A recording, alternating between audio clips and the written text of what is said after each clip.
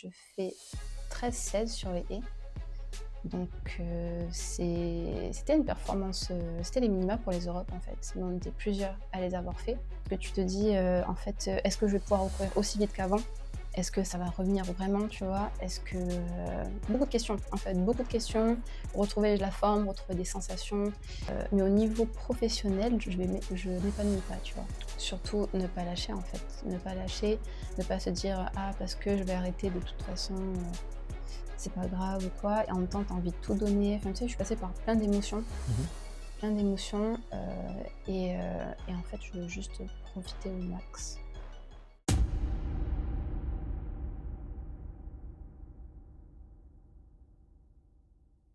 Bienvenue dans Hors Normes, le podcast qui met en lumière le parcours des athlètes français.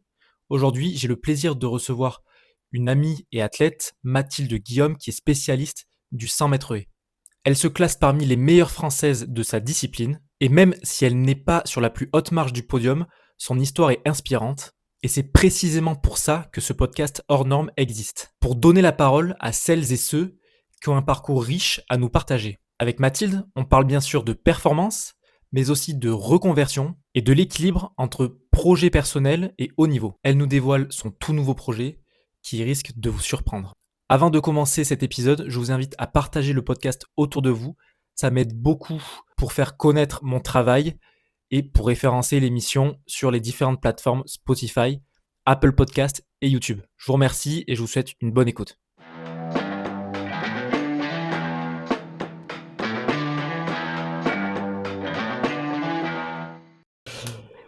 Action. Mathilde, bonjour. Bonjour. Très heureux de t'avoir sur cette émission. Tu es ma deuxième invitée féminine.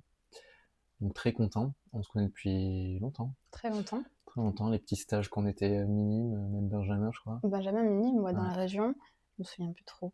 Je me souviens d'un stage à Saint-Giron, moi.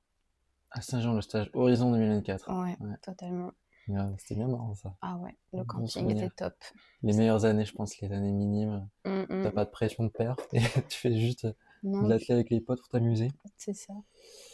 Mathilde, du coup, je vais te laisser te présenter sur ce podcast pour les invités qui nous écoutent. Mhm. Tu fais du 100 mètres haies. Pourquoi cette discipline et d'où tu viens et comment t'en es venu à faire cette épreuve? Je m'appelle Mathilde Guillaume, je viens de Agen. Donc j'ai commencé l'athlétisme au club du SUA Athlétisme. Et en fait, petit à petit, tu sais, minime, on fait d'abord un peu toutes les épreuves, on fait triathlon, mais j'ai toujours fait des haies. Ça a toujours été la discipline où, depuis toute petite, j'étais, on va dire, assez rapide, assez forte. Donc je me suis spécialisée d'année en année, parce que j'ai commencé en 2007, donc il y a longtemps, j'avais 7 ans. Et, et on va dire, de fil en aiguille, je me suis dirigée vers cette discipline-là. Même mes coachs, donc mon premier coach s'appelait Philippe Massamongo. Je crois qu'il entraîne toujours au SU Athlétisme. Puis après, Olivier Guy, Ok. voilà, qui m'a entraînée. De temps en temps, c'était Nathalie Touma aussi. Et, et voilà. Ok. Après, j'ai évolué à l'UST Athlétisme. Je suis partie d'Agen, en fait, c'est une petite ville. Et donc pour les études, j'ai dû partir à Bordeaux pour faire mes études. Et voilà. Comment t'en es venu à faire de l'athlé à 7 ans? C'est tes parents qui t'ont mis? C'est toi qui avais envie de... C'est mon maître d'école, Primaire, du coup? ouais, primaire en petite section, je crois. En fait, il voyait déjà que je faisais la course, je courais partout et je courais beaucoup en plante de pied. Et c'est lui, en fait, qui a dit à ma mère: «Mais cette fille, il faut lui faire de l'athlétisme, en fait». Il lui a dit: «Allez-y, elle aime trop courir». Et moi aussi, je voulais tout le temps courir, courir, courir, courir. Et du coup, ma mère m'a mis au sport. Et c'est vrai que mes parents, enfin, je viens pas d'une famille de grands sportifs. Mon père fait un peu de sport, mais sinon, c'est tout. Après, on faisait beaucoup de, comment dire, d'activités. Ouais. Donc ça, comme je viens de, on va dire, la campagne, on bouge beaucoup, tu vois, on a toujours, enfin, on a un jardin, donc je fais du vélo, tu cours, tu escalades. Donc c'était, ou quand on partait en vacances aussi, on bougeait beaucoup, tu vois, des randonnées, des choses comme ça. Et du coup, j'ai toujours aimé bouger, courir. Et j'ai commencé par la danse, en fait. Ok. d'abord, parce qu'ils ne prenaient pas avant 7 ans. Il n'y avait pas de baby athlée à l'époque. Donc, c'était à partir de 7 ans. Donc, avant, j'ai fait 2 ans de danse. Je pense que ça m'a aidé au niveau souplesse pour le après. 1 an de natation. Ça a été catastrophique. Pour la caisse. Ouais, pour la caisse. Mais surtout, j'avais froid. En Ouais. fait, j'avais froid. Et après, quand j'ai eu 7 ans, on m'a Tu t'es mis à inscrit l'athlé. à l'athlé. Et t'as pas quitté l'athlé depuis. Et j'ai pas quitté l'athlé T'as depuis. pas fait d'autres sports après, rien? Rien. Rien Ok. du tout. C'est vraiment ce que je voulais faire depuis toute petite. Trop bien. Je voulais courir. Trop C'est tout bien. ce que je disais. Et t'as pris ce goût-là pour le sprint, les haies. Je crois que tu faisais de la longueur aussi, petite. J'ai fait de la longueur, j'ai fait de la hauteur. Les lancers, c'était parce que c'était nécessaire pour le triathlon. Donc j'avais fait du marteau. Je crois que mon triathlon, c'était marteau, hauteur ou longueur, ça dépendait. Et le 80 mètres haies. Ou des C'est pas fois combien le hauteur, marteau? longueur et 80 mètres haies. Ok. Parce qu'ils avaient retiré, on pouvait prendre 2 sauts, Ah oui, une course. Donc moi, comme les lancers, c'était pas du tout parfait, ton profil. mon profil. Ouais. Et voilà. Ok. C'est quoi ton record au marteau? Tu te rappelles? Je me souviens plus. Je me souviens plus du tout. Je sais même pas. Je sais pas. Pour une danseuse, faire du marteau, c'est. Quoique. Tu fais des tours sur toi-même. Non, j'avais juste, tu sais, le premier tour comme ça. 1, 2, 3, après tu fais un tour et tu lances. Mais ça remonte. Je me souviens même plus. Je sais même pas si j'avais fait 30 mètres. Bon, je regarderai. Je regarderai. Et donc, tu t'entraînais à Agen dans le même club que Gabriel, tu vois? Oui. C'est lui qui voulait t'entendre sur ce podcast. Donc, je lui dirais d'écouter cette émission. Euh, Est-ce que tu as des souvenirs dans ce club de personnes qui faisaient, peut-être des personnes plus âgées que toi à cette époque, qui faisaient déjà du haut niveau et qui t'inspiraient pour aller suivre un petit peu leur chemin? Eh bien, pas trop. Pas vraiment. En fait, il y avait une. Je m'en souviens plus trop. Je m'en souviens plus trop. Il y avait des jeunes, mais il n'y avait pas beaucoup de. Comment dire? C'était beaucoup collège-lycée. Mhm. Et après, il n'y avait pas trop d'athlètes au-delà du lycée qui restaient sur Agen. Donc souvent, il y en a qui partaient en sport-études à Bordeaux, Ok. comme Gabriel. Et, non, après, ce qui m'inspirait, c'était plus ce que je voyais à la télé. Ok. Donc des athlètes, que ce soit américains, surtout les Américains. Dès que je regardais tout ce qui était championnat du monde, les JO, c'était vraiment à la télé où j'étais le plus inspirée. Ok. Ouais. C'est ça qui t'a motivé à faire de la performance, enfin à te la donner Mm. pour parfait. Et donc après tu dis t'es parti sur Talence pour les études. Oui, après le lycée, Ok. je suis partie sur Talence, enfin sur Bordeaux, pour faire une licence TAPS. Mhm. En fait, après le lycée, j'avais envie de partir aux États-Unis déjà, parce que j'avais été contactée par des agences. Donc j'avais ce petit projet en tête quand même de partir aux US pour faire sport-études. Sauf que c'était un peu tôt, et en même temps, je voulais aussi faire la PACES, parce que je suis la première génération de mon Parcoursup. Et du coup, je m'étais inscrite PACES et STAPS dans plusieurs villes. Je ne savais pas trop où j'allais atterrir. Et en même temps, mon coach d'agent il m'avait dirigé vers le club de Talence, parce qu'il connaissait un coach et il m'avait dit, là, tu peux t'entraîner, ce sera bien, tu auras tout ce qu'il te faudra, tout ça. Et du coup, après les résultats Parcoursup, en fait, j'avais été acceptée un peu partout. Et j'ai choisi finalement STAPS Bordeaux pour pouvoir concilier les deux, en fait, sport et études. Et j'avais entendu parler à l'époque de la passerelle STAPS pour aller vers des écoles de kiné. Ok. Ça Voilà. existait déjà la PACES à l'époque? C'était la PACES? La PACES c'est le cursus pour être kiné ou c'est Non, c'est le cursus pour faire médecine. Ok. Enfin, et kiné aussi. Du coup, tu as tout ce qui est médical, paramédical, mais D'accord. c'est le concours. Et du coup, mais faire ça, ça voulait dire une année sans athlée. Et je m'étais dit peut-être qu'après, je serais plus sur des listes, etc., etc. Donc du coup, j'ai choisi STAPS, en fait, pour pouvoir continuer le double projet, sport-études, Mhm. et essayer la passerelle. Au final, la passerelle, ça s'est pas fait, mais je suis allée au bout de ma licence. Et en fait, il y a eu le Covid aussi. En fait, le Covid, ça a tout... Parce que le Covid s'est tombé quand j'étais en 2e année de licence. Donc, il y a plein de remises en question. Mhm. J'ai terminé ma licence et en même temps, je préparais le projet US pendant Ok. la dernière année de Après licence. avoir validé ta licence. La même année. La même année. La D'accord, même mais année. pour Dans l'objectif de partir après avoir fini ta licence en France. Ouais. Ok. Ouais, parce qu'en fait, je commençais à un peu galérer justement à faire sport-études. Tu vois, Ouais. j'avais de plus en plus de mal à joindre les deux bouts, tu vois, entre des exigences à l'école et celles par rapport au sport. Et là, je me suis dit, si je continue sur un cursus master ou une autre passerelle ou école, je vais pas pouvoir concilier encore les deux longtemps. D'accord. Donc du coup, là, je me suis retournée vers mon projet que j'avais envie de faire depuis un moment, les US. Je me suis dit, là, c'est l'occasion parfaite. Je fais les performances qu'il faut pour pouvoir partir en division 1. Donc là, c'est le moment, il faut y aller. Et du coup, j'ai tout mis en place pour pouvoir partir en 2021.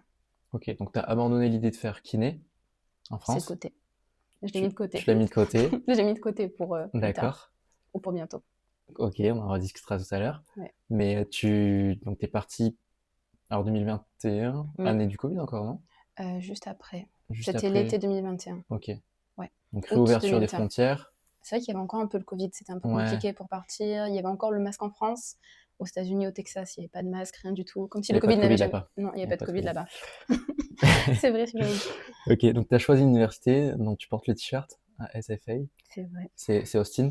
C'est pas Austin. Beaucoup de gens pensent que c'est Austin parce Ouais. que ça s'appelle Stephen F. Austin, mais c'est Nacogdoches. C'est à l'est du Texas. C'est à, on va dire, à 2 heures de Houston, 3 heures de Dallas. Ok. Donc tu vois, tu descends un peu comme ça. Grosse ville ou? Toute petite ville.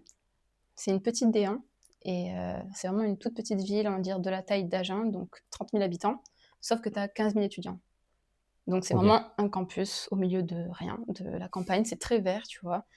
Mais c'est hyper vivant parce que c'est universitaire, c'est jeune, tu vois. Après, pendant les vacances, c'est sûr que je ne suis pas restée l'été entre mes 2 années, mais on m'a dit que c'était assez calme Ouais. parce que les étudiants partent, ils rentrent chez eux, voir leur famille.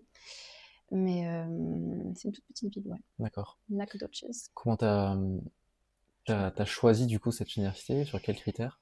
Il y avait le critère du coach et le critère quand même du cursus. Parce D'accord. que je voulais quand même me diriger vers un cursus qui allait dans le sens de mon projet professionnel, kiné. Donc j'ai fait un master kinésiologie. C'était ce qui, on va dire, corrélait le plus. Puis par rapport à la licence que j'avais faite avant, j'ai fait une licence entraînement sportif en STAPS, donc tout ce qui est coaching, entraînement. Donc j'ai choisi ce master-là. Et il n'y avait pas beaucoup de facs qui m'ont contacté non plus. Enfin, il y en avait une dizaine. Mais à chaque fois, ce qui collait pas, c'était soit le coach, tu vois. Donc c'est hyper important. Je me suis dit, on discutait beaucoup de l'entraînement, quelle était leur planification, leur façon de travailler, etc. Et le cursus. Et après, la localisation aussi. Parce que j'aime pas le froid. Et quand il y a une école en Dakota du Nord qui m'a contactée, j'étais pas prête. Next. On m'a dit Texas, soleil. Et en fait, je suis tombée sur coach Frenchy, qui est un coach français, qui entraîne aux US. Et ça a de suite matché. Et du coup, j'ai signé à SFA. Trop bien. Donc Voilà. t'es resté 4 2 ans, ans. 2 ans. 2 ans. Master. T'as validé ton master kinésiologie. Pas tout à fait. Ok. Pas tout à fait. Des acquis, mais il manquait des heures. Alors, de cours. ce cursus, euh, deux choses sur kinésiologie, c'est pas totalement kiné, enfin l'équivalence de kiné en France. Non, Je pas crois du qu'il y a de tout. l'entraînement sportif, c'est un peu STAPS en fait, non? C'est un peu STAPS. Ce serait équivalent au master optimisation de la performance sportive D'accord. en STAPS en France. Ce serait à peu près ça, parce qu'on a de la physiologie, on a de l'anatomie, on a des data, études scientifiques, études de terrain, aussi laboratoire, où on fait des tests, expériences, rédaction d'articles scientifiques. Donc c'est hyper laborieux, je trouve. C'est beaucoup de recherche en fait. D'accord. C'est énormément axé recherche. D'accord, ok. Mais C'est dense quand même. du coup, c'est un bon socle pour quelqu'un qui veut faire des études dans l'optimisation de la performance ou kiné plus tard, etc. Par contre, il me semble, et tu m'arrêtes si je me trompe, mais que c'est pas transférable sur un vrai cursus médical kiné en France. Pas du tout. Le système est complètement différent. Ouais. Parce que là, c'est pas une école, parce que kiné en France, c'est une école, et là où tu vois, c'est une université, du coup, c'est pas pareil. D'accord. Non, comment dire, si tu retournes en France, là, il faut soit faire le concours, donc la PACES, on dit la passe, je crois, aujourd'hui. Tu réussis ton concours, tu es pris en école de kiné, ou alors tu tentes une passerelle. Mais il y a très peu de place. Ou alors, si tu es encore sur liste ministérielle, il y a dans certaines écoles de kiné une place pour les athlètes listés. Ok. Donc finalement, ça ne t'aidera pas si tu veux faire kiné aujourd'hui. Mm, Il n'y a pas de crédits qui sont transférables. Pas Ok. vraiment. Non, non, non. Simplement pour tes connaissances personnelles et pour l'expérience Mm, mm. qui était plutôt bien, je pense. Incroyable. Avec le recul, c'était. Alors, au niveau performance sportive, c'était pas ça, mais au niveau expérience, c'était incroyable. Ok. Alors pourquoi c'était pas ça niveau performance sportive? Qu'est-ce qui s'est passé? Quel était ton niveau avant de partir? Mm, mm. Quel était ton niveau là-bas? Comment tu l'as vécu toi? Et pourquoi du coup tu es rentré en France après? Alors, avant de partir, j'étais espoir 2 ou 1, j'ai un doute. Espoir 1, je crois, première année, j'ai un doute. Mais je fais mon record avant de partir. En fait, je fais 13-16 sur les haies. Donc, c'était une performance, c'était les minima pour les Europes, en fait. Mais on était plusieurs à les avoir fait cette année-là. Il y avait Sirena, il y avait Laetitia, Sirena Sambabaila, Laetitia Bapté et Sacha Alessandrini, je crois. Ouais. Donc on était 4 ou 5, je crois qu'il y avait une 5e personne, mais je me souviens plus. Bref, c'était le niveau actuel en 2021. Et en fait, je pars aux États-Unis et l'adaptation a été compliquée. Compliquée, je pense, au niveau des entraînements, parce que c'était pas le même type d'entraînement, que ce soit en musculation, en travail de fond. On courait beaucoup, beaucoup plus. La muscu, c'était beaucoup de volume. Il n'y avait pas beaucoup de. Ce qui manquait, en fait, c'était tout ce qui était explosivité. Tu vois, par exemple, en muscu ou en France, on fait plutôt du très, très lourd. Et aux US, c'était moins lourd. Là où j'étais, le coach qui s'occupait de la musculation nous faisait faire beaucoup de répétitions. Ça manquait de tout ce qui était cycle de force, tu vois, ce genre de choses. Et c'est ça qui me réussissait beaucoup en France. C'était tout ce qui était travailler la force. Par contre, j'ai progressé en technique de haie, tu vois, là-bas, parce que c'est pas pareil. C'est pas le même enseignement. Donc j'ai appris des choses là-bas qui aujourd'hui me servent beaucoup sur les haies. Après, j'ai eu plein de blessures aussi. En arrivant là-bas, des petites gênes à droite à gauche. Et j'avais aussi des baisses de forme, en fait, qu'on avait du mal à expliquer. Donc je sais pas si c'était lié à la fatigue générale, parce que c'était une grosse charge au final, tu vois, de changer de pays, Ouais. la langue. Commencer par un master, c'était un peu hard, franchement, le niveau. C'était assez compliqué. Et du coup, première année, c'était un peu. J'ai vraiment galéré. Nerveusement, c'était fatigant, quoi. Nerveusement, c'était fatigant, physiquement aussi, parce que les entraînements sont très durs. Franchement, je trouve qu'en France, c'est tranquille à côté. Au niveau caisse, tu vois, des fois, on courait des miles, quoi.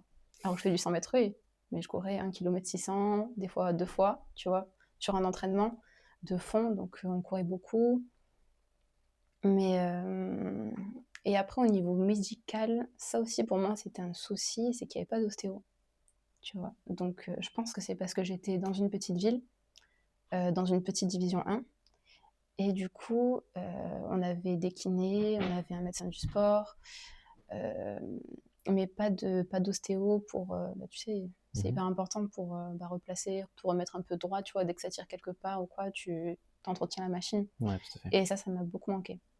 Donc, du coup, à chaque fois, j'avais du mal à récupérer. Dès que j'avais un souci, une gêne, à l'ischio, ça pouvait prendre 3 semaines, tu vois, avant de s'arranger. Donc, sur ça, j'ai perdu pas mal de temps. Et voilà. Ça, c'est pour la première année. Et après, deuxième année, ça allait mieux, par contre. Tu vois, là, je pense qu'au niveau adaptation, rythme de vie, T'as trouvé tes marques. j'avais trouvé mes marques, j'étais au même endroit, tu vois, je connaissais des gens, l'entraînement. Puis j'avais un peu de recul aussi. Ouais. Et du coup, la forme revenait. Je me sentais revenir, tu vois. Donc déjà, au niveau même moral, ça fait du bien. Parce que là, après une année où tu sens que tu es au top, tu vois, tu cours vite, tout va bien. Je suis allée aux US, après, je courais plus vite du tout. plus vite du tout, c'était horrible. C'était dur mentalement, franchement. Mais ça revenait. Et après, mon coach, en fait, a dû partir. Donc ça, c'était un autre... comment dire il a été contraint de partir. En fait, on a eu un changement de head coach. Et souvent, quand le head coach change, il change tout le staff. Ok. Voilà. Donc en pleine saison? Ça s'est fait pendant l'été, en fait, le changement. Ça a été un peu bizarre. En fait, ils ont été élus double, co-head coach. Donc, il y avait 2 head coachs, mais ce qui arrive très, très rarement. Du coup, c'était mon coach français et l'autre coach. Et après, l'autre coach, qui était un coach de cross-country, en fait, il voulait un peu monopoliser le truc et centrer le programme, du coup, track and field, cross-country, tu vois. Ok. Du coup, c'est là où le budget allait, tout ça, tout ça. Et du coup, mon coach a été contraint de partir. Et en fait, le temps qu'ils recrutent un staff, parce qu'ils n'avaient pas bien anticipé le changement, tout ça, je me suis retrouvée sans coach pendant toute l'année quasiment. Parce que mon coach est parti en octobre, ma 2e année. Donc de octobre à juin, j'avais pas de coach. Pas de coach G. J'avais son assistant coach, mais il sortait de... Comment dire ? À la base, c'était un décathlète qui est passé assistant coach. Donc on va dire, il n'avait pas encore toutes les connaissances, l'expérience, tu vois, pour nous entraîner sur les haies. Parce qu'ils avaient recruté un coach de sprint, mais il s'occupait que du sprint. Lui, il avait vraiment pas de... Enfin, il touchait pas à tout ce qui était haies. Voilà. Et du coup, la 2e année, c'était un peu compliqué. Mais la forme revenait. Les chronos étaient, on va dire, plus corrects. Après, j'avais pas retrouvé non plus ma forme de 2021, ce genre de chrono-là, tu vois. Mais l'hiver, c'était mieux passé. Après, il y avait encore eu d'autres gènes aux ischios. Souvent, j'avais des gènes. Et comme je te disais, au niveau du staff médical, ils avaient du mal à soigner tout ça, tu vois. Donc la 2e année, un peu compliquée aussi, sportivement parlant. En termes de grosses compétitions là-bas, c'est les conférences puis les nationaux, les 2 plus grosses. Ouais. T'as participé à l'une d'elles, aux 2? J'ai pas fait les nationaux, j'ai fait les conférences. Ok. Donc conférence, c'est vrai que c'est bien, j'aime beaucoup. J'aime beaucoup l'ambiance, t'as plusieurs universités, tu vois, le championnat. Et puis même au niveau des points, c'est un peu comme les interclubs, tu vois, mais dans votre team. Donc c'est vraiment bien. J'aime beaucoup le système, l'ambiance de la compétition. Après, ce que j'ai beaucoup aimé en termes d'ambiance, c'est les Texas Relays. À Austin, Texas? À Austin, Texas, du coup. Et ça, j'ai trop aimé. Ça, c'est gros niveau, très gros niveau. Et parce que tu as tout ce qui est lycée, pro et université. Donc là, tu as tout réuni sur une même compétition. Donc c'est énorme. C'est énorme. C'est énorme. Et ça, du coup, sur les 2 années, ils nous ont emmenés au Texas Relays, donc chacun sur sa discipline. Enfin, ils sélectionnaient, tu vois, une partie de la team. Donc, je les ai faits. Les chronos n'étaient pas rapides, mais je les ai faits. Et c'est sympa. Trop cool. L'expérience était top. C'était ton meilleur souvenir, ça, en termes de compète? En termes de compétition, oui. Mais je pense que si j'avais eu si j'avais fait de meilleurs chronos, si j'étais restée, on va dire, à mon niveau, tu vois, si j'avais au moins stagné par rapport à mon niveau, aux alentours de, tu vois, 13-20, 13-10, j'aurais pu me qualifier aux regionals qui sont juste avant, tu vois, les nationaux. Et là aussi, tu vois, il y a du haut niveau. Surtout en division 1. Donc, division, il faut courir vite pour aller aux regionals et encore plus vite pour aller aux nationals. C'est trop bien le niveau. T'as toutes les nationalités, parce que les étudiants athlètes viennent pas que des US. Non. C'est trop bien. Ouais, beaucoup. France, on était plusieurs dans ma team. Première année, on était 4, je crois. 2e année, on était 7 Français dans la team. Et après, il y en a beaucoup qui viennent des Caraïbes aussi. Ça dépend. Donc tu les connaissais ou pas plus que ça avant de venir? Je les connaissais pas. Je les connaissais pas. Mais comme, le cadre fait que vous apprenez à vite vous connaître, tu vois. Bien sûr. Mais forcément, tu vois, ça rapproche au niveau culturel, pareil, la même langue, on va dire, de base, tu vois. Donc, non, je les connaissais pas, mais j'ai rencontré plein de personnes vraiment géniales.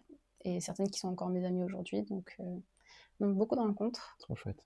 Et C'est pour ça que j'ai adoré, tu vois, l'expérience. C'est que bah, tu rencontres plein de gens, D'accord. tu rencontres plein de personnes qui viennent d'un peu partout et c'est trop bien. Tu vois, même d'autres Européens. Tu vois, il y avait une fille qui venait de Suède et pareil, on est toujours en contact aujourd'hui. Et voilà. Énorme niveau ouverture d'esprit culturel, Mm.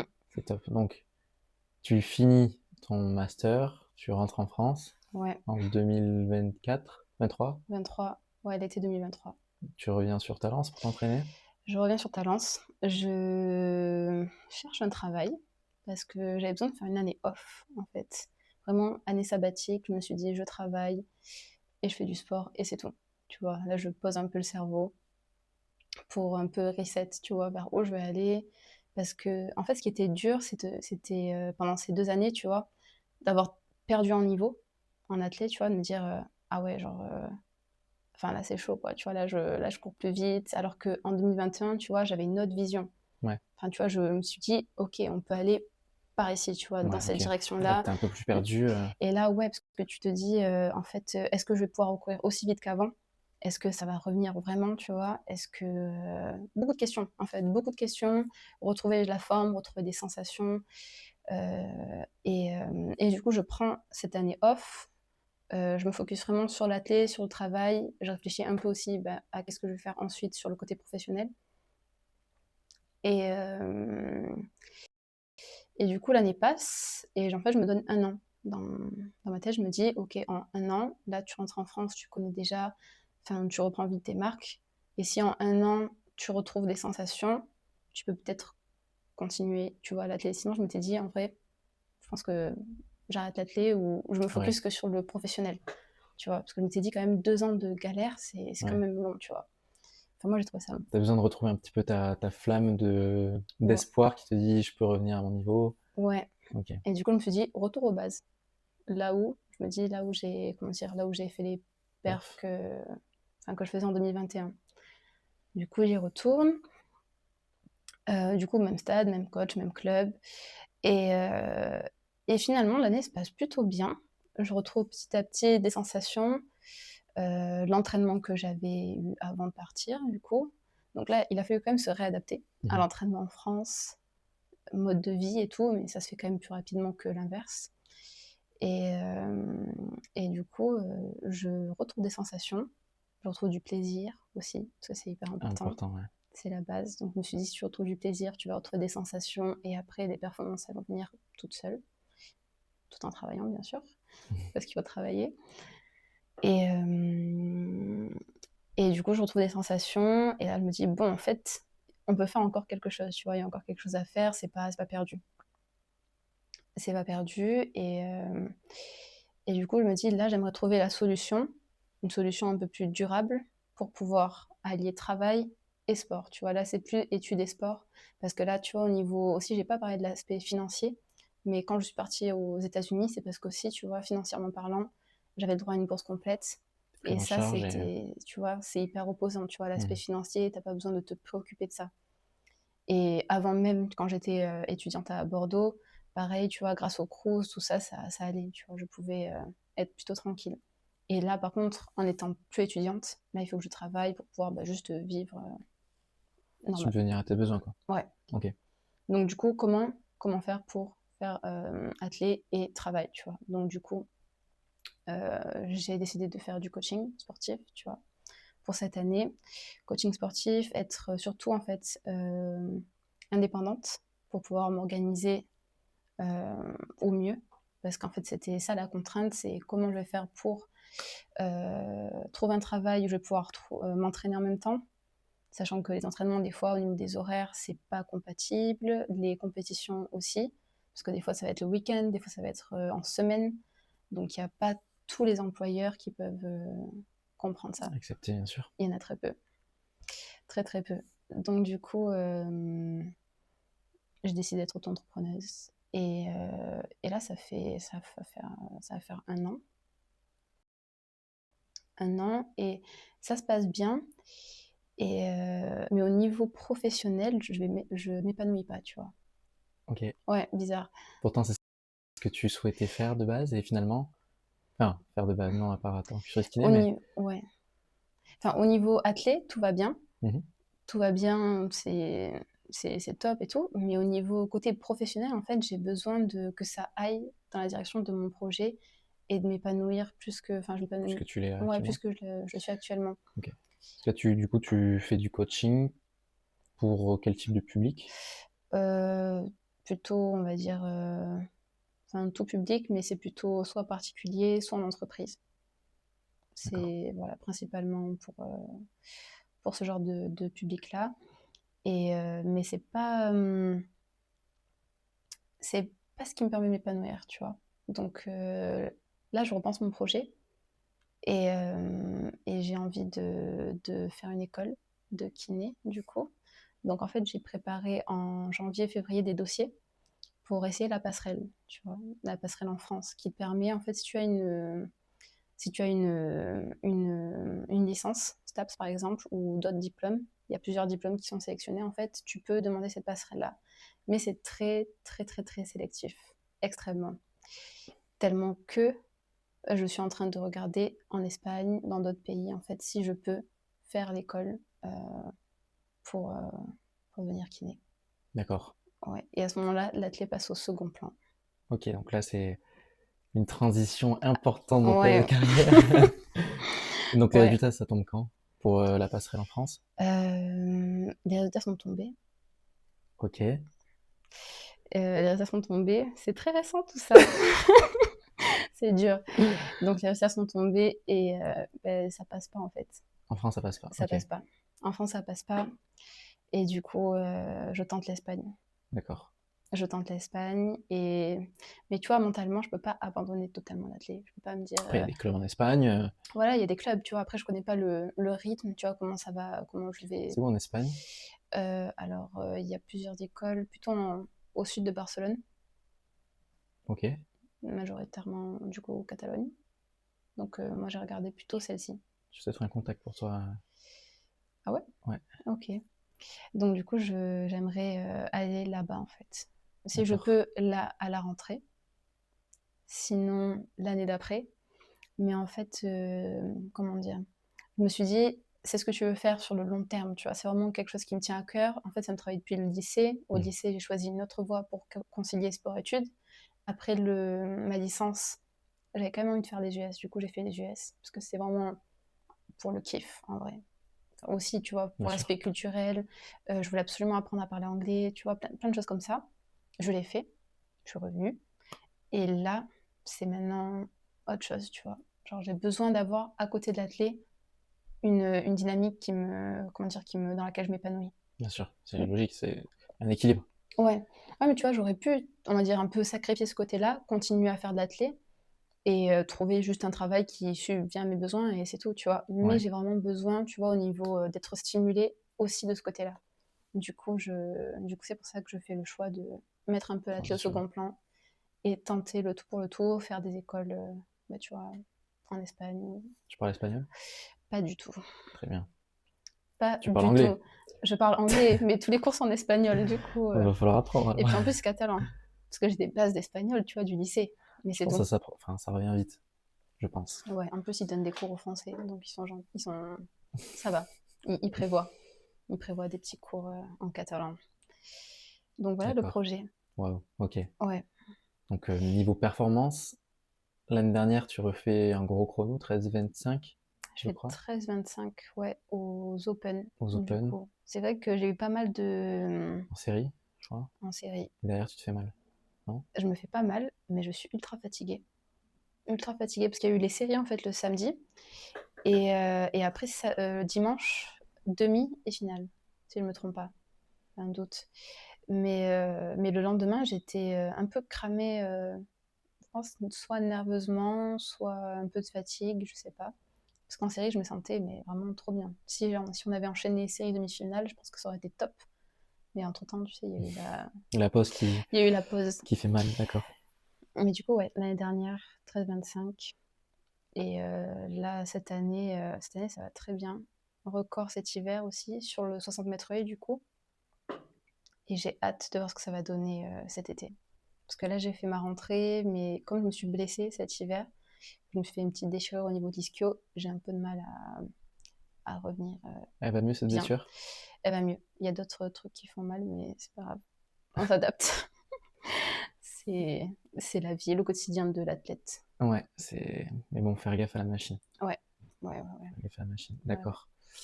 T'as retrouvé ton équilibre du coup sur Talence avec ton staff médical, Oui, aussi. avec tout ça, avec ton nouvel environnement professionnel. Mm.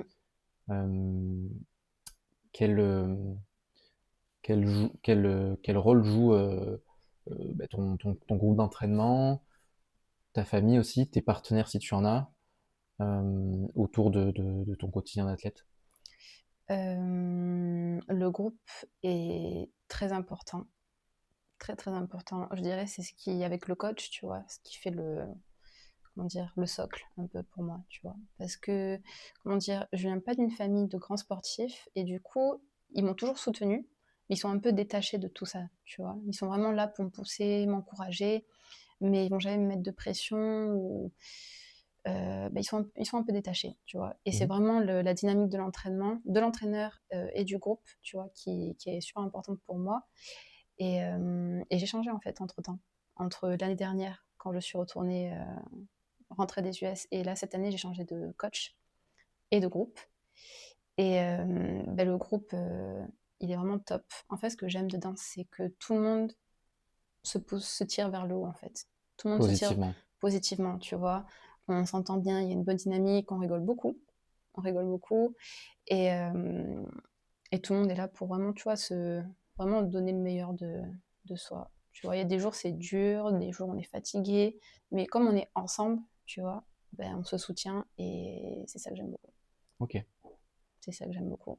Et le coach aussi, très sympa. Et il a la vision.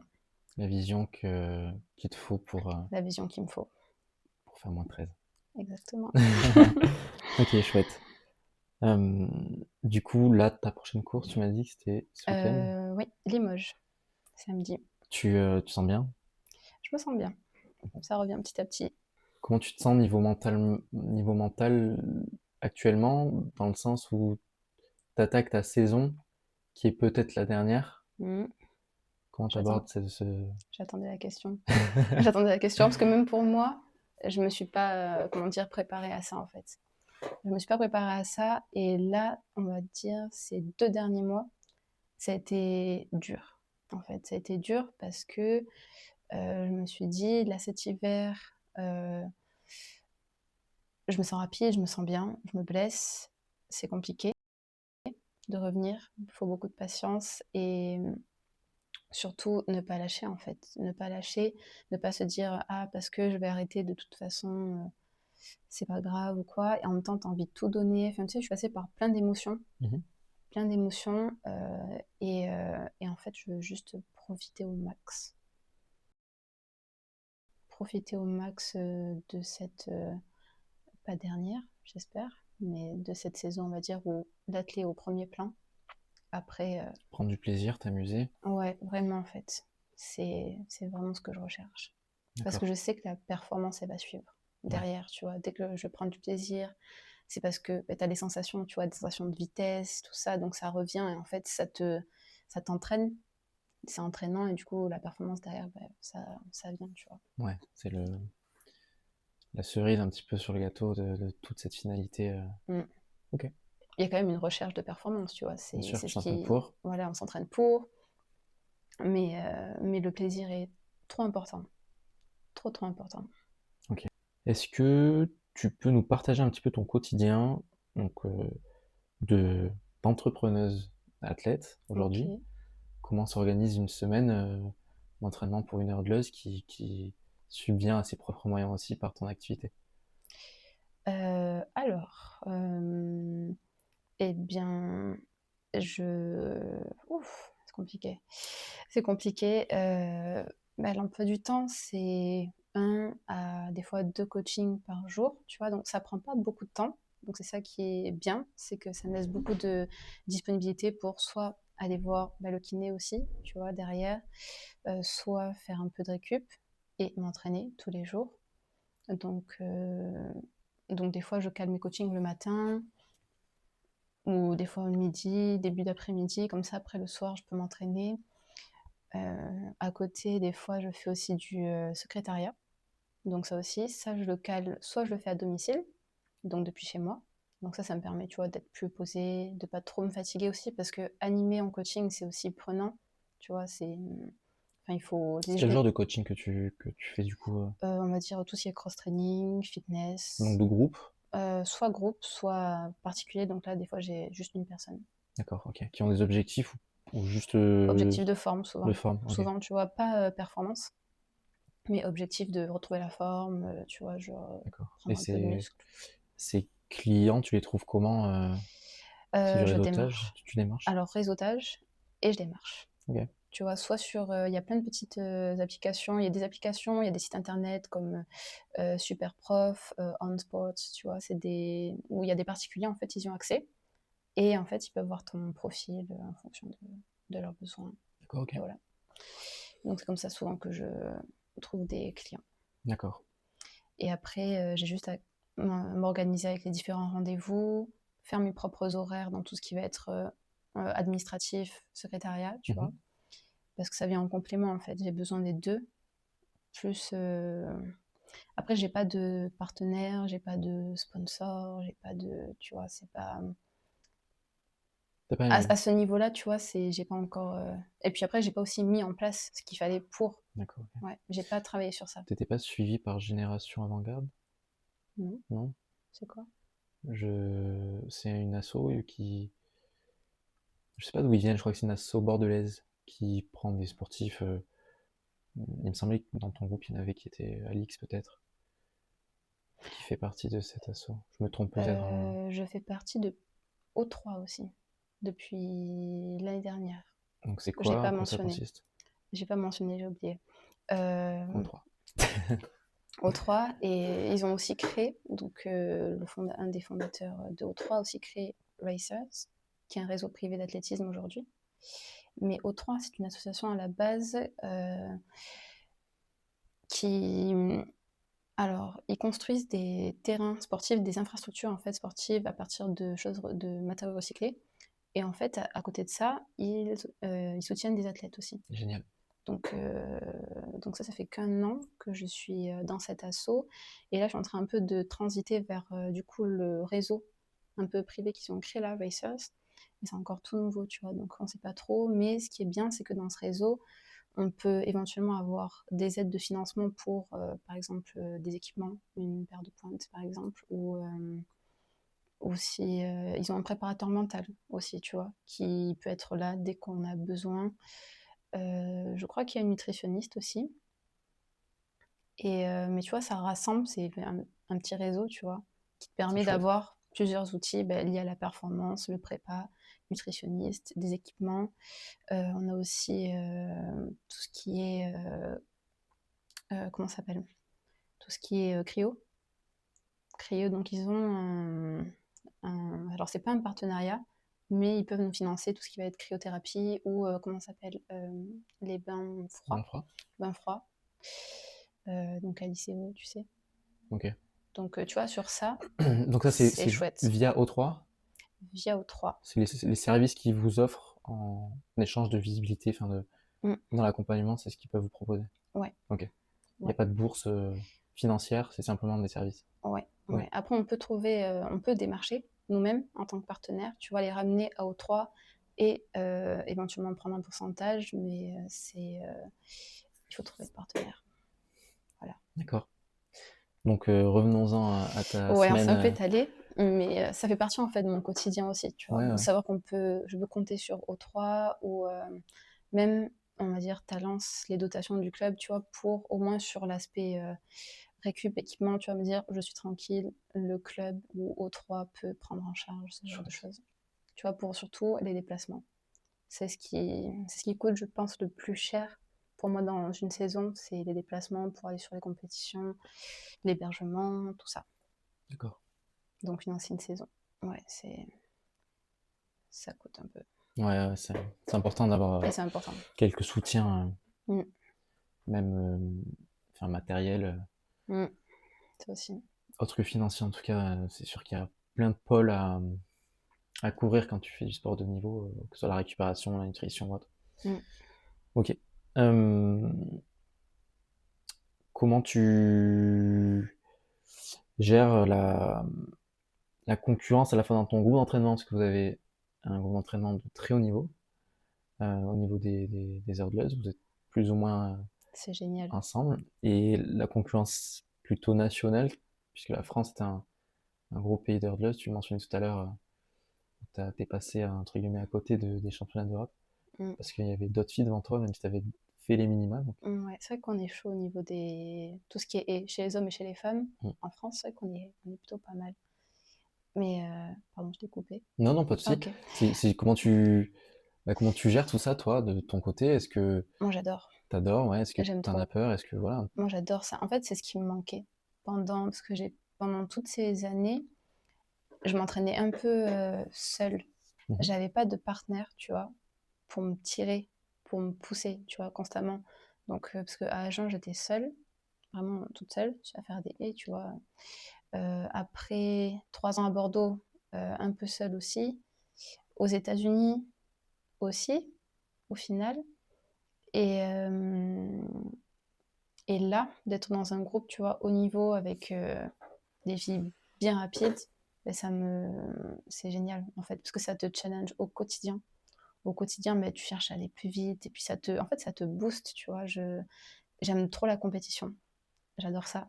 Et c'est comme si tu étais en compétition tous les jours. C'est chouette. Que ce soit séance technique et ou même muscu, hein, n'importe quel.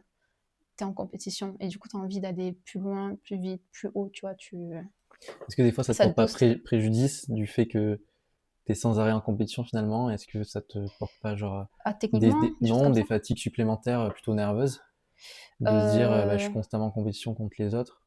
Non, après, c'est vrai que j'ai peut-être un peu, comment dire, exagéré, mais non, ça va. Tu vois, c'est vraiment sur tout ce qui va être séance, parce qu'on fait beaucoup de techniques, où là, tu vois, chacun est focus sur soi. Tu vois, on fait beaucoup de qualitatif aussi, mais pour tout ce qui va être départ en opposition, tu vois, ou dès qu'on va mettre 2 couloirs en fait côte à côte, Mhm. c'est là où ça va te tirer, vraiment, Ok. tu vois. Ou après, même pour discuter même de nos sensations entre nous, tu vois, au niveau échange, je trouve ça trop bien. Mhm. Je trouve ça vraiment énorme, comment on se sent sur une séance, comment on voit la chose, tu vois. Du coup, on échange beaucoup entre nous. Tu vois, si il y en a une qui se sent pas très bien, qui n'arrive pas à faire un certain, comment dire, quelque chose, tu vois, on peut être là entre nous pour nous conseiller. Et c'est ça que j'aime beaucoup, tu vois. C'est une force Ouais. d'être plusieurs et de se tirer comme ça. J'aime beaucoup. Ok. Et on se challenge aussi. Et puis le coach, il aime bien aussi qu'on se challenge. Tu vois, des fois, il lance des petites piques exprès pour, euh, C'est bien. pour piquer un peu l'ego Ok. et qu'on se surpasse un peu, tu vois. Donc, j'aime beaucoup. Comment ça se passe du coup là sur le calendrier de compétition? Est-ce que vous faites toutes les mêmes compétitions ou est-ce que le coach Euh, adapte en fonction de vos objectifs annuels? il adapte en fonction des objectifs de chacun. Donc, c'est vraiment en fonction de la plus grosse échéance, tu vois. Genre, si tu veux aller euh, nationaux, si tu veux faire, on va dire, ça va pas être pareil, tu vois, entre ceux qui vont faire les mondes ou ceux qui vont faire, tu vois, les départementaux, parce Bien qu'au sûr. niveau des dates, C'est pas les mêmes. Le c'est pays pas de les mêmes. forme est Voilà, différent. voilà. Donc du coup, il adapte en fonction des échéances de chacun. Et du coup, comme avec mes 2 partenaires d'entraînement, on va dire, principales, on a à peu près la même échéance. On va faire à peu près les mêmes compétitions. Après, ça dépend des disponibilités de chacun, tu vois. Mais, euh, mais pour le moment, on fait plutôt les mêmes compétitions. Après, après, je suis plus libre en semaine, tu vois. Donc, je peux faire aussi des compétitions en semaine que certaines ne peuvent pas. Ça dépend de, De ça, leur planning ça aussi. dépend de leur planning aussi. Mais pour le moment, on va faire Limoges. Là, du groupe, je crois, presque 8 ou 10 à faire Limoges. Ok. Poitiers, on est pas mal aussi du groupe à faire. Donc, il n'y a pas que les hurdlers, il y a aussi les sprinters. Donc, on est pas mal. On va faire les prochains meetings ensemble. Puis, on va faire les régionaux aussi, qui sont en juillet, je crois. Deuxième week-end. Si long que ça? Premier ou deuxième week-end de juillet, je Ok. crois. Mais on va être ensemble sur pas mal de compétitions. Donc, c'est chouette. Puis même, tu fais le D'accord. voyage ensemble et tout. Donc, c'est Ouais. cool. toujours cette team, Mm. cette ambiance club. Mm. Trop bien. Ok. Est-ce que tu as une hygiène de vie particulière, stricte ou pas, euh, sur laquelle tu t'es suivi peut-être par un nutritionniste ou autre, ou tu l'as fait toi-même par les connaissances que tu as acquises? Je fais moi-même. Ouais, Ouais. ok. Avec le temps, j'ai appris à comprendre ce qui marchait un peu le. Après, on peut toujours optimiser, Mhm. mais j'ai pas de nutritionniste. Juste, j'essaie de bien manger, un peu de tout, équilibrer, bien dormir, tu vois. Et c'est tout. En vrai, D'accord. c'est tout. C'est pas. T'as une complémentation en Euh, quelque chose ou pas? des fois, je fais des cures de tout ce qui est magnésium, Mhm. zinc, mais tu sais, c'est un peu. Enfin, c'est. Il faut en faire, même si tu fais pas de sport, je pense que c'est important, surtout dans les périodes de changement de saison, où tu as des baisses de forme, mais pas de choses particulières. Ouais, zinc, magnésium, surtout. D'accord. Et voilà, Ok. Si, si tu dois choisir un élément de récupération, tu dirais quoi? sommeil. Ok. Sommeil direct. Sommeil. Classique. Ouais, C'est la base, hein. c'est trop important. Si je dors mal, après. Tu dors combien d'heures par nuit? Entre. Alors, je dors entre 7 et 8 heures, mais je pense qu'il faudrait plus 8-9 heures de sommeil. D'accord. Et surtout, en fait, avant minuit. Et ça, c'est le souci. Compliqué. C'est vrai? Ça dépend des jours, mais il y a des jours où compliqué, c'est compliqué de. Tu vois, il faudrait qu'à 22h30, je sois posée, tu vois, j'éteins tous les écrans et que j'aille Hmm. dormir. Mais des fois, c'est. En théorie, c'est ce qu'il faut. La pratique, Ouais. c'est différent. Se coucher aujourd'hui et pas demain. Ouais. Hmm. Mm. C'est vrai que ça peut Mais juste ça, hein, tu sais, qu'en régulant juste ton sommeil et tout, direct, je trouve que bah, complètement, ouais, ouais. ça te. Puis se coucher à des heures régulières pour ne pas perturber le cycle circadien Mm. qui est essentiel en fait pour avoir les différentes phases de sommeil profondes, REM, léger, etc. Mm. Donc ouais, c'est sûr que Ça, l'hydratation. hydratation, nutrition. Et en vrai, déjà, juste en faisant ça bien, et ce qui est compliqué en fait, juste de le Hmm. faire vraiment bien, bah, ça évite certaines fatigues ou certains petits pépins, tu vois. Donc, ouais. Ok, ça roule. Est-ce que Mathilde, t'as d'autres hobbies dans la vie à part l'athlé? Oui, j'aime beaucoup la musique. Ouais, j'aime beaucoup la musique, c'est hyper important. Genre au quotidien, tu vois. Tu joues? Pas du tout. Non, vraiment écouter de la musique. Ok. J'aime beaucoup. Juste écouter de la musique. C'est hyper important, puis ça rythme en fait mes journées. Chouette. Genre du matin au soir, j'ai besoin d'écouter de la musique. Après, j'aime beaucoup voyager aussi. Ça, tu vois, en partant aux US, c'était vraiment ce que Hmm. je kiffais, tu vois, voyager, partir en compétition, mais on partait loin, tu vois, on changeait d'état, décalage horaire et tout. Donc, voyager. Et, euh, et après, j'aime bien lire aussi. D'accord. J'aime bien lire. Quel genre de livre? Un peu de tout. J'aime bien les thrillers, j'aime bien les policiers. Ok, donc des histoires, pas forcément des trucs de sport ou business, Non, juste vraiment des histoires pour t'évader un petit peu, quoi. ouais, Ouais. ouais. J'ai toujours aimé lire. Et ouais, j'aime beaucoup ça. Lire, écouter de la musique, voyager. Bon, le sport, après, en général, j'aime beaucoup. Tu vois, même pas que l'athlé, que ce soit d'autres sports. J'aime beaucoup, juste de manière générale, tu vois, tout ce qui va être en vacances, surfer, skier, tu vois. Ça, j'aime beaucoup. Et voilà, Chouette. Esprit très créatif. plutôt. Ouais. J'aimais beaucoup dessiner aussi avant. Trop bien. Mais j'ai un peu arrêté par manque de temps. Ok, faut choisir. Ouais, faut choisir. Euh, Est-ce que Mathilde, t'as alors un objectif en termes de performance cette année? Euh, Est-ce que tu as un objectif de carrière? Mm. Alors soit ça peut être une performance ou un accomplissement autre. En termes de performance pour cet été, cette saison, je veux battre mon record en fait. Je veux l'exploser. J'en ai marre parce que ça date, tu vois, 2021 quand même. Là, ça va faire 4 ans. Et cet hiver, j'ai battu mon record, tu vois, sur le 60 mètres. Et du coup, je me dis, cet été, ça, Ça saute. ça saute. Il faut que ça saute, tu vois, je veux que ça saute. Et parce que c'est long, 4 ans, en fait. Et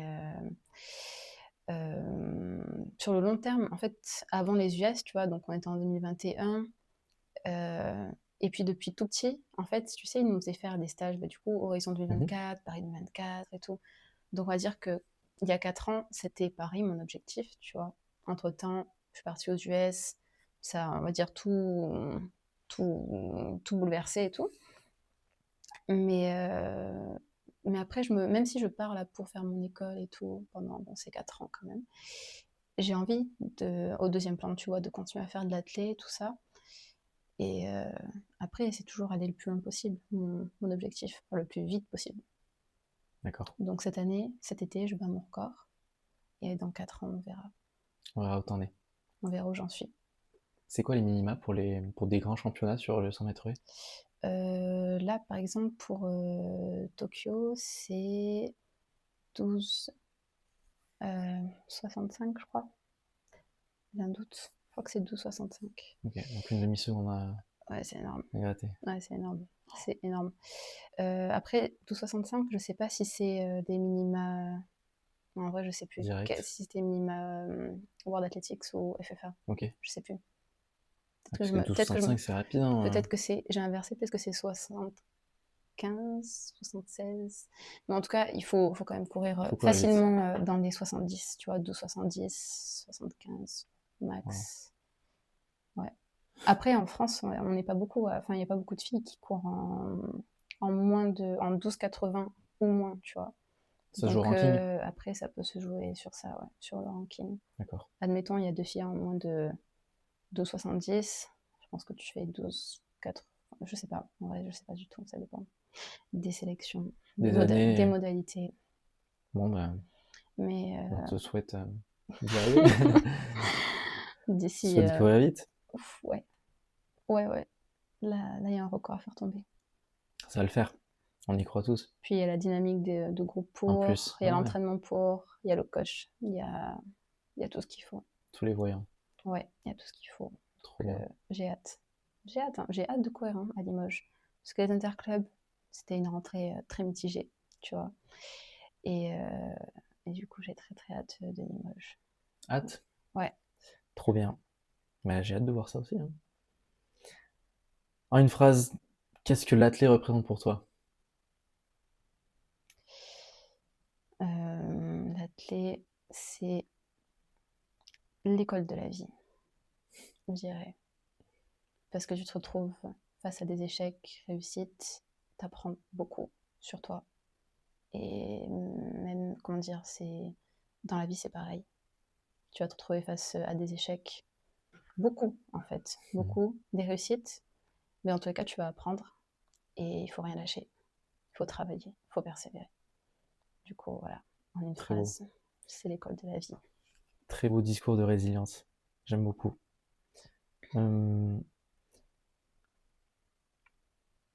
Donc après imaginons que tu partes en Espagne pour faire ton cursus donc, de kiné. Tu te vois revenir en France après et exercer cette profession ici. Oui, totalement. C'est ton objectif donc, c'est l'objectif. De carrière professionnelle. Si tout se passe bien, j'aurai encore 28-29 ans. C'est pas trop tard. Non, de toute façon, faire de l'athlé, pour continuer à s'entraîner. C'est jamais trop tard, bien sûr. Enfin, c'est jamais trop tard. Après, à partir de 33 ans passés, c'est dur quand même. Enfin, pour viser le haut niveau, on va dire. Ouais, là pour pousser nos limites et les limites humaines, donc... Oui, peut-être que d'ici là... C'est limite dans la tête au final. Ouais. Non, je pense pas à partir de 33, 34 ans. Ce sera... Je pense que même mon corps va me dire stop, en fait. Déjà, aujourd'hui, je craque de partout. Mais non, même dans 4 ans, tu te dis, c'est pas... T'es encore jeune. Enfin, jeune. T'es pas trop vieux, on va dire, pour continuer à faire de l'athlé à haut niveau, si tu veux viser le haut niveau. Parce que c'est un sport à maturité tardive, du coup, on va dire que 26-28 ans, ça reste encore l'âge d'or, quoi. Ouais, j'allais te demander justement le pic. Le pic, pour moi, 28 ans. 28 ans. Peut-être que je me trompe au niveau des stats, je sais pas, tu vois. Mais pour moi, 28 ans, ouais, entre 26, 28. Parfait. Donc je me dis, Los Angeles. ouais. En plus, c'est aux US. En plus. J'aime bien quand même. Mais on verra où ça te mène alors. Mm. Trop bien. J'ai hâte. Euh, Tu parlais de l'école de la vie. Mm. Est-ce que tu veux profiter de ce podcast pour laisser un message aux gens, aux jeunes qui écouteraient, Mhm. qui veulent faire de l'athlé performance? Ouais. Euh, Peut-être un message, ce que tu veux, mais où ils vont forcément se confronter à des blessures, à des échecs. Ouais. Qu'est-ce que tu as envie de partager là-dessus? Oh là. Eh bien, la détermination, c'est important. Comment dire, s'ils visent le haut niveau, ce qui est important, c'est de rien lâcher, persévérer.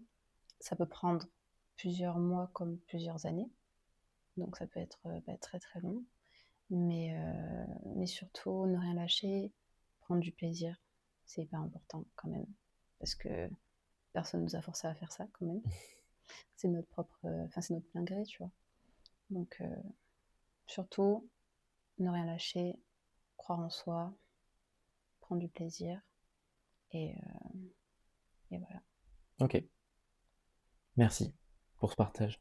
avec plaisir. On entame la dernière partie de l'émission Ah, avec des questions que je pose à chaque fin de podcast. Donc, si t'as pas écouté mes podcasts jusqu'au bout d'ailleurs, tu connaîtras pas les questions, donc tant mieux. nice. Euh, alors, c'est des questions courtes, il faut que tu répondes un petit peu du tac au tac. Ok. La première, c'est, toi qui lis beaucoup, quel Mhm. est ton livre préféré? Waouh. Euh... oh, c'est trop dur comme question, ça. C'est super dur. J'ai beaucoup aimé La Tresse de Laetitia Colombani. C'est un tout petit livre. Très petit, mais c'est une belle histoire. Tu peux nous dire 2 mots là-dessus? La Tresse, donc il y a 3 brins. En fait, il y a 3 histoires qui sont liées. 3 histoires très différentes, mais qui se retrouvent liées par, comment dire, c'est une histoire autour du cheveu, en fait. C'est un peu, ça peut paraître bizarre, mais en gros, c'est en Inde, tu vois, c'est une petite fille. Il y a toute une histoire qui se passe en Inde, en fait, comment dire, ils donnent beaucoup leurs cheveux, tu vois. Ils donnent leurs cheveux. Et il y a une autre histoire avec une fille en Italie, en fait, qui a une usine, justement, de production de perruques, de cheveux, justement. Donc, il y a un lien qui se fait entre ces deux histoires-là. Et on termine, tu vois, aux États-Unis avec une dame qui, suite à un cancer, perd ses cheveux, justement, et à la recherche de ça. Mais c'est juste une petite morale, en fait, de la vie. Et j'aime beaucoup ce livre, tu vois, pour ça. Ok, Voilà. cool. Voilà. Intéressant. Enfin, je dirais que c'est peut-être pas mon livre préféré, mais c'est celui qui m'a le plus marqué. Ouais, il Par, envoie un message fort ouais. avec J'ai essayé de différents. résumer, mais, Non, mais je vois, c'est que c'est. pour le même sujet, il peut y avoir différentes interprétations Et surtout 3 histoires complètement mais complètement différentes. différentes avec des, Et en des fait, ça besoins représente aussi différents. le monde d'aujourd'hui, tu Ouais, vois. tout à fait. Ouais. Et du coup, c'est intéressant pour ça. J'aime bien. Wow, ok, Voilà. trop bien. Euh, Tu nous disais que quand tu étais petite, tu regardais les athlètes, surtout les Américains à la télé. Est-ce que tu as un athlète ou une athlète ou un sportif Oui. en dehors de l'athlète qui t'inspire? Ah, en dehors. Peu importe, ça peut être dans ou en dehors. Quelqu'un bon, que tu prends comme modèle, hein, finalement. Hmm. Alison Felix. Ouais. Ouais, Depuis petite, je la regardais toujours. Je me disais, waouh. grande femme. Ouais, vraiment. Mm. Dans tout ce qu'elle a entrepris, ouais. Alison Félix, tu peux nous dire un peu son parcours? Elle a été 4 fois championne olympique, Au moins. Après, je l'ai pas de 400 tête, mais mètres. 400 mètres, 4x4, 4x100. Ouais. Au niveau du parcours, son parcours, je l'ai pas en tête. Il me semble Mais qu'elle a fait 4 c'est Olympiades et médaillée à chaque fois. médaillé à chaque fois, puis même sur les différents championnats du monde. Mm. Enfin, elle m'a toujours impressionnée en fait sur la distance, la facilité quand tu la regardes courir.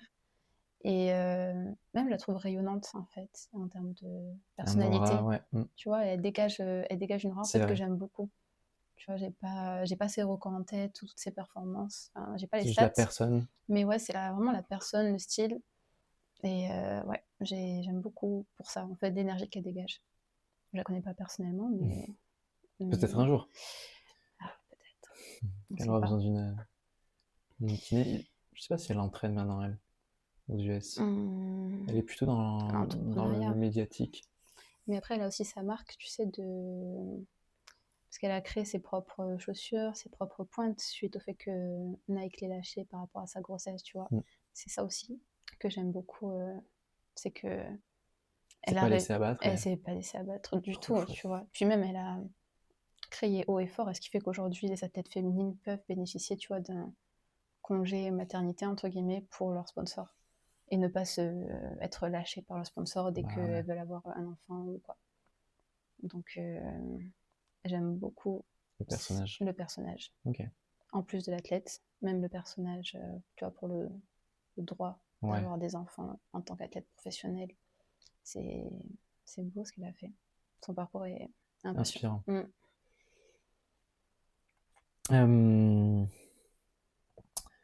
Ok, Alinson Félix.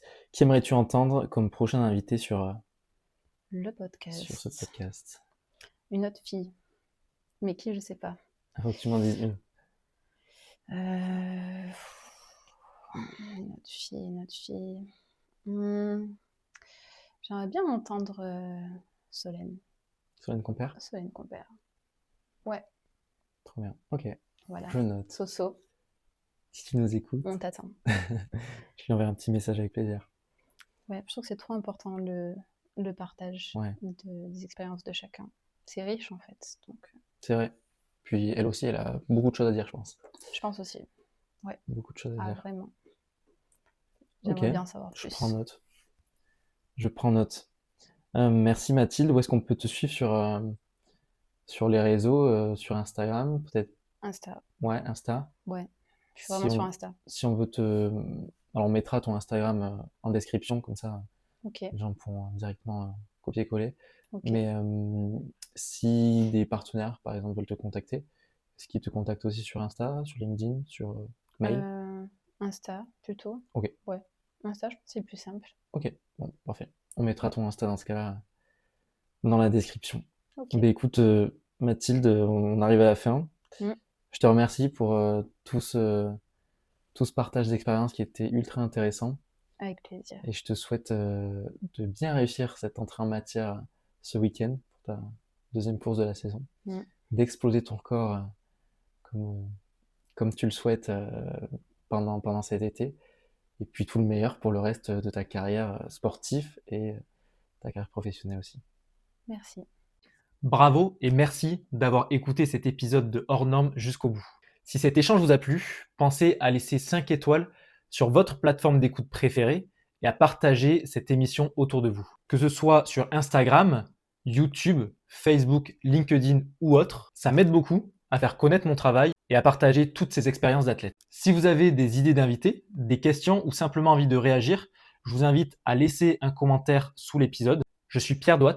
Vous pouvez me retrouver sur toutes les plateformes sociales sous le nom de Pierre Douat ou Pierre Odeka. Abonnez-vous et à très vite pour un prochain épisode.